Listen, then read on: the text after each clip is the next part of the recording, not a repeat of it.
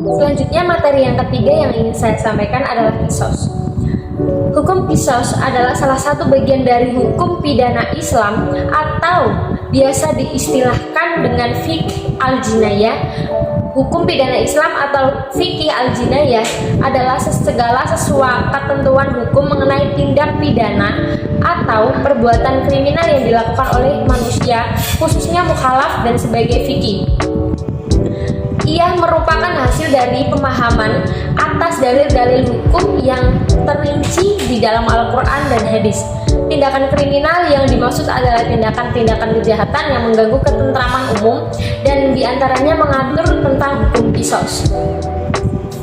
Qisas merupakan salah satu dari sekian macam aturan hukum hudud, dalam artian jelas aturan dan batasannya. Dalam hukum pidana Islam sebagai sebuah aturan dalam hukum publik, ia menjadi bagian dari tulang punggung terwujudnya ketentraman di masyarakat.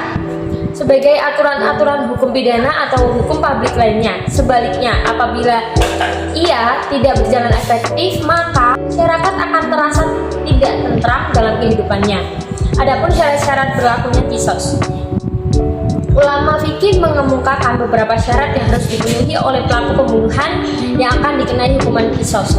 Syarat-syarat yang dimaksud adalah sebagai berikut. Yang pertama adalah pelaku seorang mukallaf atau balik ataupun berakal. Yang kedua, penjelasan yang pertama tadi sebelumnya adalah oleh sebab itu qisas tidak dapat dilaksanakan pada anak kecil atau orang gila. Adapun terhadap orang yang membunuh dalam keadaan mabuk, ulama mazhab yang empat berpendapat bahwa jika orang yang mabuk itu melakukan pembunuhan sengaja, maka ia tetap dikenai qisas. Tidak ada pengaruh keadaan mabuknya tersebut terhadap tindak pembunuhan yang dilakukannya. Yang kedua adalah pembunuhan itu dilakukan dengan sengaja. Yang ketiga, unsur kesengajaan dalam pembunuhan tidak diragukan. Yang keempat adalah menurut ulama mazhab Hanafi, pelaku pembunuhan itu melakukan dengan kesadaran diri tanpa paksaan dari orang lain. Akan tetapi jumhur ulama fikih menyatakan bahwa sekalipun pembunuhan itu dilakukan oleh orang yang terpaksa di bawah ancaman, tetap hukuman qisas. Mengenai syarat-syarat wajib qisas, yang pertama adalah orang yang membunuh sudah balik dan berakal. Yang kedua adalah yang membunuh bukan bapak dari yang dibunuh. Yang ketiga adalah orang yang dibunuh tidak kurang derajatnya, yaitu agama, merdeka, anak dan bapak orang kafir. Yang keempat adalah yang dibunuh adalah orang yang terpelihara darahnya dengan Islam atau dengan perjanjian. Materi yang keempat adalah diat. Diat dibagi menjadi dua, yaitu diat kabir atau biasa disebut dengan denda besar, yaitu 100 ekor unta dengan perincian 30 ekor unta betina umur 3 tahun masuk 4 tahun, 30 ekor unta betina umur 4 tahun masuk 5 tahun, dan 40 ekor unta betina yang sudah hamil.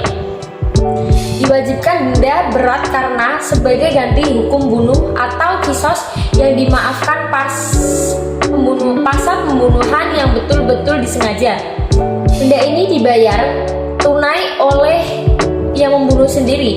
Hal ini dilandasi hadis Nabi dengan bunyi, sesiapa membunuh orang dengan sengaja, ia diserahkan kepada keluarga yang terbunuh. Mereka boleh membunuhnya atau menarik denda, yaitu 30 ekor unta betina umur 3 masuk 4 tahun, 30 ekor unta betina umur 4 tahun masuk 5 tahun, 40 ekor unta betina yang sudah hamil. Hadis ini diriwayatkan oleh hadis riwayat Al-Tirmizi.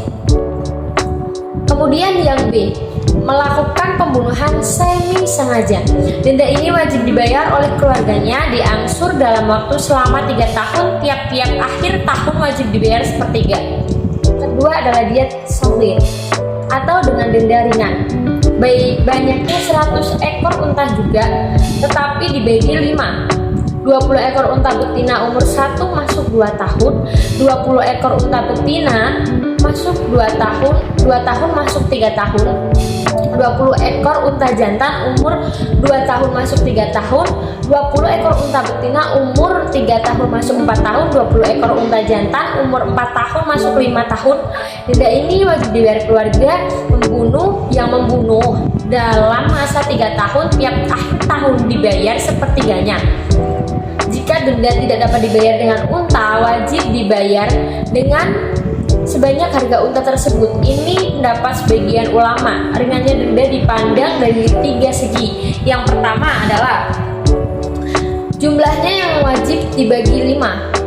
Yang kedua adalah diwajibkan atas keluarga yang bersangkutan. Yang ketiga diberi waktu 3 tahun.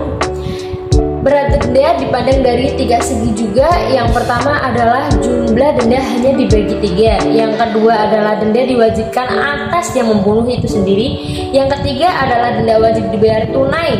Denda perempuan atau kalau yang dibunuh perempuan adalah 1/2 dari denda yang telah ditentukan. Dasari hadis Nabi yang berbunyi denda perempuan 1/2 denda laki-laki. Hadis riwayat Amri ibnu Hasim. Hadis riwayat Amri ibnu Hasim. Denda orang yang beragama Yahudi dan Nasrani adalah 1/3 dari orang Islam. Dan denda orang yang beragama Majusi 1/15 dari denda orang Islam. Keterangannya berdasarkan perbuatan sahabat. Disempurnakan diat sebagai diat membunuh orang yang apabila anggota-anggota berikut ini atau melenyapkan manfaatnya, yaitu 2 tangan, 2 kaki, hidung, 2 telinga, 2 mata, lidah, 2 bibir, kemaluan, 2 petir, membisukan, membutakan, menghilangkan pendengaran, menghilangkan penciuman, dan menghilangkan akal. Dan materi terakhir yang ingin saya sampaikan adalah materi reformasi hukum Islam di Indonesia. Reformasi atau memperbarui hukum Islam dilakukan untuk mengisi kekosongan hukum, dan hukum tersebut perlu untuk dirubah karena tidak relevan lagi dengan keadaan masanya. Reformasi hukum Islam diperlukan agar hukum Islam di Indonesia bisa berkembang sesuai dengan zamannya. Menurut Riyal Ka'bah, di dalam hukum Islam ada 3 istilah yang berhubungan dengan pembaharuan Islam. Yang pertama adalah pemurnian, yang kedua adalah perubahan, yang ketiga adalah perbaikan. Gerakan pembunuhan hukum Islam tersebut dilakukan sehingga kompilasi hukum di Indonesia disahkan melalui instruksi Presiden Rakyat Indonesia nomor 1 tahun 1999. Sekian, terima kasih materi yang saya sampaikan. Apabila ada kesalahan dan materi yang saya sampaikan kurang jelas, mohon dimaafkan. Sekian dari saya. Wassalamualaikum warahmatullahi wabarakatuh.